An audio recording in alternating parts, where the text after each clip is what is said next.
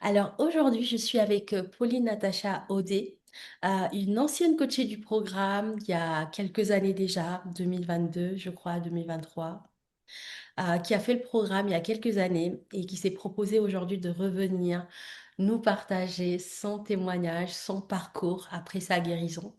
Il s'est passé tellement de choses dans sa vie, gloire à Dieu. Et je te laisse la parole, Pauline, nous raconter un petit peu ton parcours. Déjà, comment tu es arrivée dans mon univers? Comment tu m'as découvert à l'époque? Qu'est-ce qui t'a mis sur le chemin de mon travail? Eh bien, c'est via les réseaux sociaux que je voyais des petites capsules vidéo et à chaque fois j'avais cette curiosité de me demander, tiens, je vois témoignage de guérison, de quoi il s'agit et surtout que je n'avais pas idée qu'il y avait un chemin à emprunter pour pouvoir guérir du vaginisme. Ça me semblait vraiment quelque chose d'inaccessible en fait, la guérison totale. Et un jour, j'ai vu un couple d'amis que je connaissais qui apparaissait donc sur les capsules vidéo de guérison. Et donc, j'ai eu la curiosité de regarder leurs témoignages. Et ça m'a vraiment mise en confiance par Hmm, rapport à voilà, cette possibilité de guérir et d'avancer. magnifique.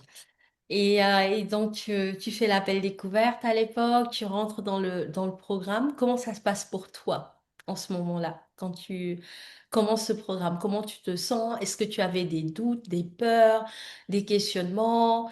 Voilà, raconte-nous un petit peu. Alors, dès l'appel que j'ai reçu, pour le premier contact, je me suis tout de suite sentie en confiance du fait que j'ai pu parler, par exemple, de mes inquiétudes sur le plan financier. Je me disais, tiens, comment ça va se passer? Est-ce que je vais pouvoir vraiment bien assumer la somme? Et finalement, j'avais la possibilité de d'échelonner le paiement. Donc, tout ça, ça m'a rassurée. Et la personne que j'avais eue en contact était vraiment très humaine, bienveillante. Donc tout ça, ça me mettait en confiance. On avait Mm. eu un bon échange. Super.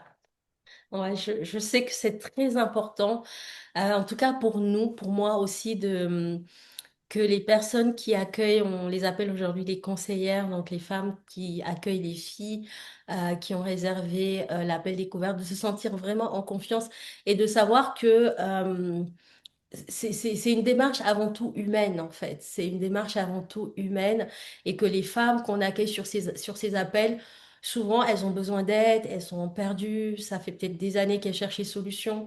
Donc, il peut aussi avoir un sentiment aussi de détresse, ouais, de tristesse. Et le fait qu'elles aient des personnes qui les écoutent, qui essaient de les aider et qu'elles ressentent, en fait, qu'on est vraiment là pour les aider à trouver une solution à leurs problèmes, en fait, ça change tout. Et merci pour ton partage. Et donc, tu rejoins le programme.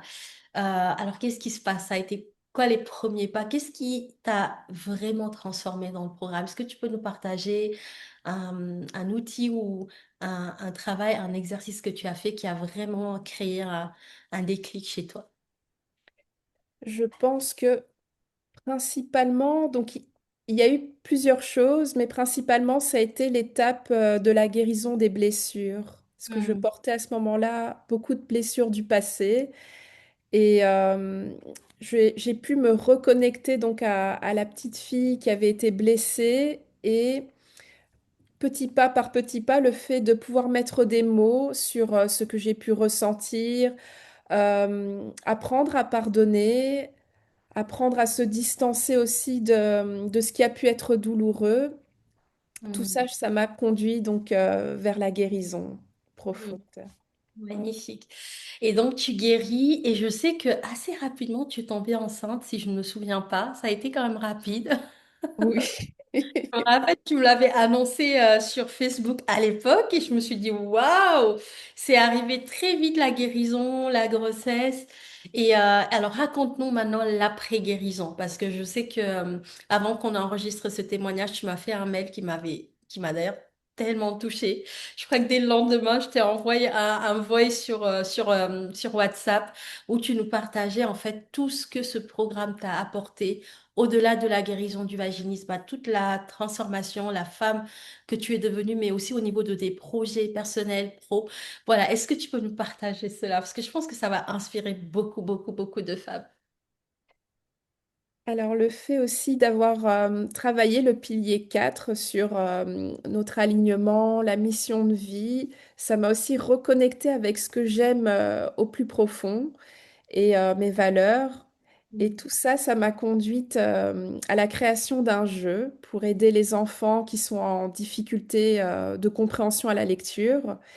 Et pas à pas, ça m'a donné le courage d'envoyer mon jeu à une maison d'édition. Donc là, on est toujours en cours de collaboration, mais on s'approche du but pour le faire publier. Et je pense sincèrement que le programme a joué un grand rôle dans ça. Le fait de m'être questionnée pas après pas sur qu'est-ce que j'aimais faire quand j'étais enfant, et je me suis dit, bah, pourquoi pas me servir de ça pour en faire un projet de fin d'études et voire même pousser ce projet à plus grande échelle. Magnifique, magnifique. Dès lors qu'on écoute justement, bah, comme tu disais, ces valeurs profondes, le sens, ce qui fait sens pour nous, et qu'on les connecte avec bah, nos dons et les talents naturels qui étaient déjà là, bah là, on crée des exploits, hein. Moi, je sais que le programme, c'est aussi un peu le fruit de tout ça. Merci pour ton partage. Et donc, tu deviens maman, tu crées ton jeu. Et je sais qu'aujourd'hui, tu as ton cabinet pour accompagner et aider ces enfants en difficulté. Aujourd'hui, avec le recul, tu me parlais aussi de ta confiance en toi qui a été renouvelée, qui a vraiment bien, qui s'est beaucoup développée, qui t'a permis d'accomplir tout ce que tu as accompli. Est-ce que, il y a peut-être, quand tu as démarré le programme, est-ce que tu imaginais que tu en serais là quelques années après? Ou est-ce que tu rêvais de cela, mais sans vraiment pouvoir le voir? Je pense que je rêvais de cela parce que j'écoutais beaucoup les témoignages tout au long du processus de guérison, et ça me faisait à chaque fois beaucoup de bien. Et j'avais souvent de l'admiration pour les personnes qui donnaient leurs témoignages. Je me disais, j'espère que je vais pouvoir aussi avoir des choses qui vont se décanter dans ma vie. Et c'était vraiment porteur d'espoir pour moi, mais je ne me projetais pas forcément, même si parfois j'avais des moments où j'essayais de me visualiser en train d'obtenir mon diplôme, mais je ne voyais pas tout ce qui allait s'ouvrir par la suite. Waouh! Parce qu'il y a eu aussi la reprise et la finalisation de tes études. Le fait d'avoir guéri du vaginisme t'a donné la force de continuer et de poursuivre tes études jusqu'à ton diplôme. Tu as aussi décroché un poste avant d'ouvrir ton cabinet. Enfin, j'ai l'impression qu'il y a eu quand même beaucoup de percées dans ta vie, gloire à Dieu. Et ce travail sur toi, bah, t'a vraiment permis de... Et c'est ce que j'ai dit toujours, que quand on guérit du vaginisme, en fait, c'est pas juste une guérison au niveau de l'intime. Oui, bien sûr que le fait de pouvoir avoir des rapports sexuels qui se passent bien, sans blocage, c'est chouette. Et on voit effectivement cet impact au-delà de notre vie intime, hein. Là, tu le vois au niveau professionnel, au niveau projet, au niveau carrière. Et selon toi, en fait, qu'est-ce qui a... En fait, qu'est-ce qui a amplifié tout cela? Est-ce que ça vient, selon toi, du fait que maintenant, bah, tu te sens plus femme, en plus, tu as donné la vie aussi, tu es devenue maman. Euh, Qu'est-ce qui a amplifié cette version de Pauline Natacha? Parce que je pense qu'elle était déjà là, en vrai. Et cette guérison, et puis, t'as vraiment permis aussi de connecter à ce qu'il y avait de plus profond en toi. Tout à fait. Je pense que le programme, le fait qu'on travaille à différents niveaux, le corps, l'âme et l'esprit, quand tout est aligné, tout est connecté, je pense que ça nous permet vraiment d'avoir accès à ce potentiel que Dieu a déposé en nous dès notre naissance. Tout à fait. Magnifique. Alors, imagine que tu as en face de toi des femmes qui souffrent de vaginisme, qui étaient comme toi il y a quelques années, qui sont un peu perdues, qui savent pas trop quoi faire, qui se posent des questions, qui voient mon travail, mais qui se disent, tu sais, des fois on doute, on a peur, on réfléchit, on se demande, mais est-ce que vraiment ce programme, il va fonctionner pour moi? Qu'est-ce que tu as envie de leur dire, toi, qui es passé de l'autre côté maintenant et qui a eu à faire ce programme? En tout cas, je les encourage à saisir cette opportunité de travailler sur soi, de se reconnecter à son corps, de guérir en profondeur et d'aller vraiment au plus profond de soi-même pour se reconnecter à ses propres valeurs, ses rêves d'enfance qui ont peut-être été oubliés et de foncer, de se donner à fond. Magnifique. Alors, je ne pouvais pas finir sans parler de la foi qui nous lie toutes les deux. Je sais que dans mon audience, il y a des personnes croyantes, des personnes non croyantes. Et je sais que Pauline, Natacha, elle est croyante.